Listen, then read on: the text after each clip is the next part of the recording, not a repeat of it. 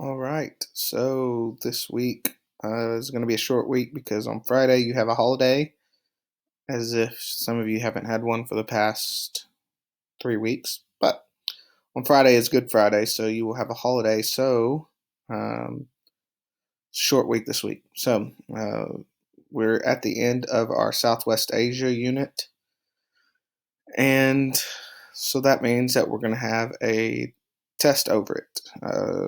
Now, this test will be a little different. I'll explain more of that later. But just going to give you a brief overview. I'm going to repost both Chapter 21, Physical Geography of Southwest Asia. It's got landforms and resources and climate vegetation, and last week's Human Geography of Southwest Asia. I'm going to post both of those back at the top of Google Classroom along with this video after, so that you'll have the notes right there. Now, Southwest Asia's, just to give a quick overview over what we talked about. If you don't remember, the great thing about this is you didn't have to take notes because I recorded the lecture. It's already there for you. So if you don't remember, just go back and watch on double speed these lectures if you want to review yourself for the stuff that's going to be on the test. Anyways, Section 1 was landforms and resources. Remember, the landforms there go from deserts to mountains to important waterways because water is very scarce, like the Red Sea and the Suez Canal and these other things. But water is the most scarce thing. So where there is water, there's going to be lots of people and people wanting that water. And the other important resource there is oil. If you remember the oil there, oil is very plentiful right here around the Persian Gulf. Let's see, right here around the Persian Gulf, there's where all the oil is. So that's why all the rich countries like the UAE and Dubai are right there, and some of these other richer countries are right on the side there. So the Persian Gulf is very rich in oil. Then we get to the climate vegetation. Remember the climate here, whereas the climate of Russia was mostly cold, the climate of Southwest Asia is mostly hot. They don't have many places that is not hot. So you can see here, you got mostly desert here in Saudi Arabia. And Israel and parts of Turkey have that Mediterranean climate. The parts that touch the Mediterranean and next to water have Mediterranean climate. Mediterranean's hot and humid summers, cool, wet winters. It's like Southern California there. And then you have humid subtropical just barely here. Not really worried about that. But then you have semi-arid other places around deserts. Semi-arid is what a lot of the place is. A lot of it is semi-arid. And then you have some Mediterranean right here by the Tigris and Euphrates. Then some highlands way over here. Okay, so you have deserts, big deserts. We talked about that. But with that, with having so much deserts and semi-arid, you're going to have just grasslands or desert shrubs, except for where you have Mediterranean, and that will you have a little bit more grasslands slash trees and forests here in Turkey and parts along the Tigris and Euphrates. The human environment interaction is water. Remember, they have to conserve water. Desalinization is removing that water from it, and then making sure that they get oil, but also that they don't spill the oil there. That was chapter 21. Chapter 22 is what we went over last week. The Arabian Peninsula is where Islam started, and Islam really spread throughout. We talked about what Islam was.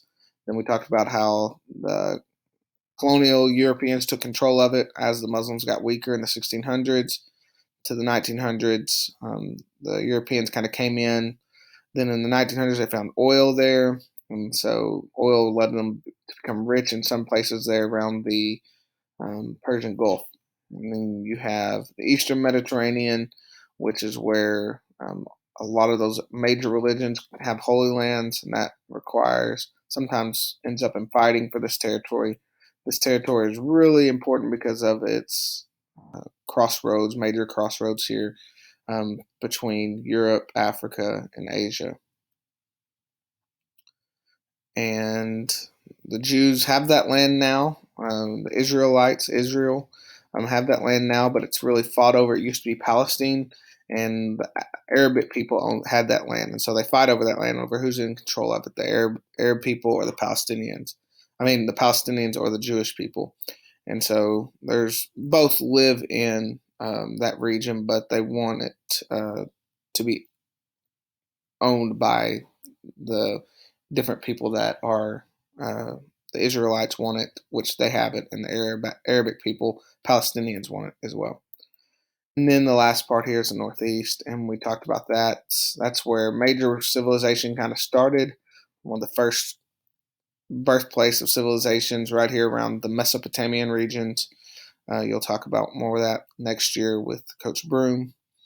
We talked about the Kurd people that lived there and the Taliban that lived there. And remember, every time that they make one step forward, it's like they're taking two steps back. When they do develop and do good things, another terrorist group or bad government comes in and destabilizes it and makes it bad. So it's one step forward, two steps back.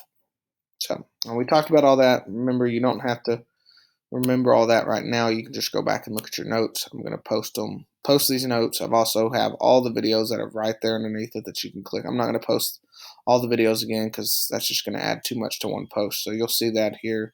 The notes, you can see the videos there.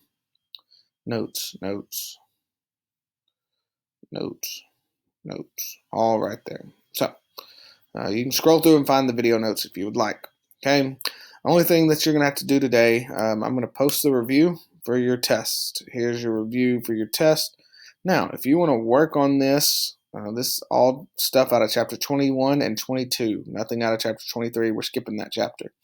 So lucky you. All after chapter 21 and 22. My advice is to go right here and go to your online textbook and find the answers in the textbook.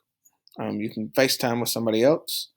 You can share and collaborate on a Google Doc as long as you turn it in on your own eventually, that yours is filled out on your own when you submit it and it's not blank, because you won't say two people work on the same one. Well, if me and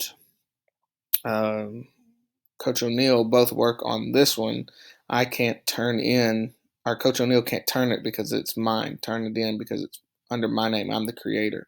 So you have to put it on your own document. And that's as easy as copy and paste it on your own document. If you want to all work on one document together, you can do that over Google, Zoom, FaceTime, Snapchat, all your things.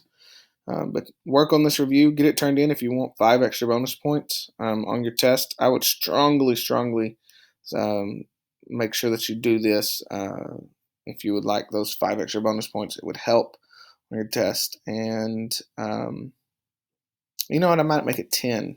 Yeah, let's make it 10. A whole letter grade up if you do this on your test. Or do this so that you can do it on your test. So 10 extra bonus points if you turn this in completed. So that should be good incentive. That'll raise you up a whole letter grade. And then, not that, the Kahoot will also be posted with 10 of the 25 test questions on there.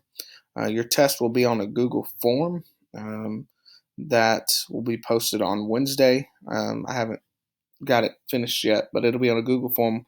I will post it on Wednesday so that you will be able to take that on your own time over the next on Wednesday.